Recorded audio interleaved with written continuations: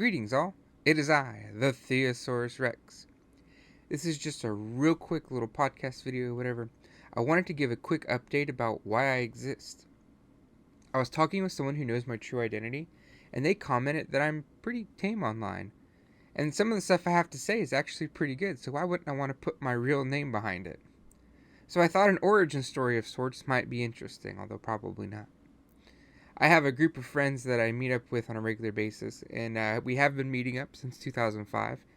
One of my buddies, who I frequently talk about, who's now moved away, mentioned that while he knows that I have the best of intentions when I post things, it really frustrated him because he believes the opposite thing to be best. And he had to unfollow me on Facebook because of it. Upon hearing why I post my opinion and my hope for a civil discussion, and that I was thinking about creating a political/religious account to post my musings without posting them on my personal account, he even offered to pay me to do that.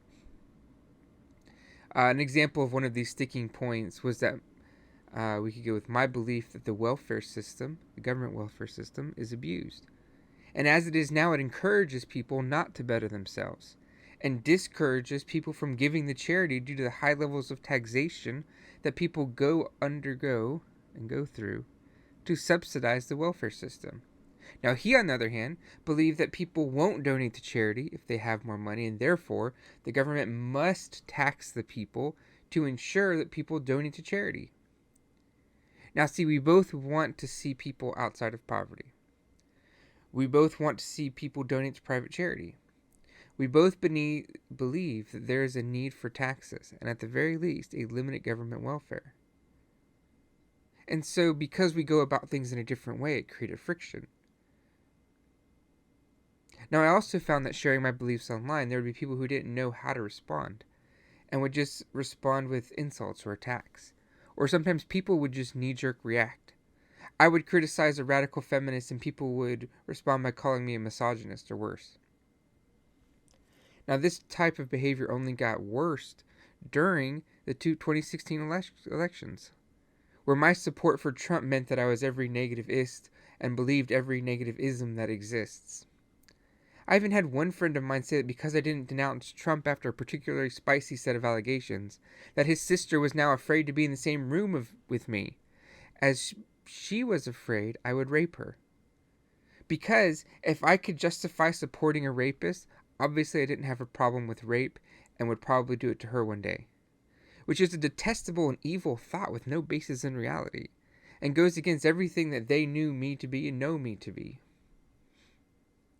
While granted, not all my interactions were that extreme, there are plenty of people I've come across that have had their opinion of me altered because I didn't agree with them on a topic, or they would jump to an incorrect conclusion about something and ended our friendship.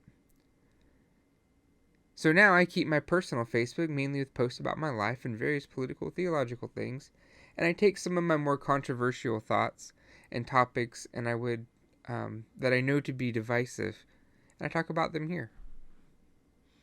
Theo is actually the third iteration of a private anonymous account I've made.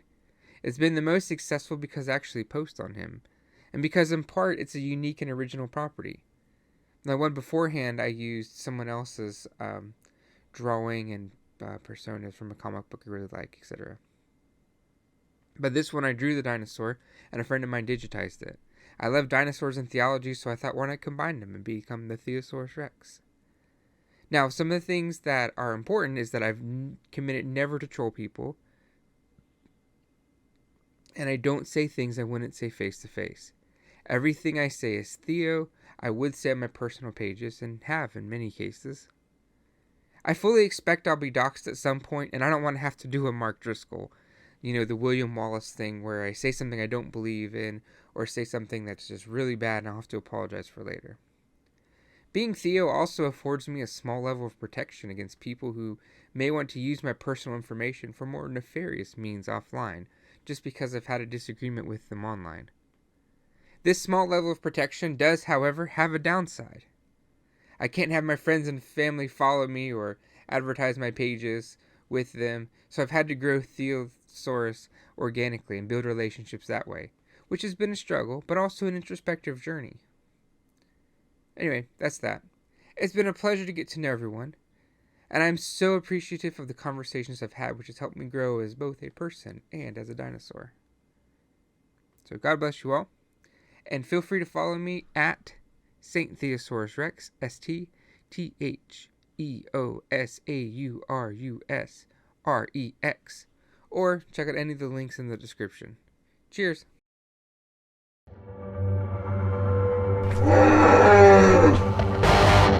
The Theosaurus Rex.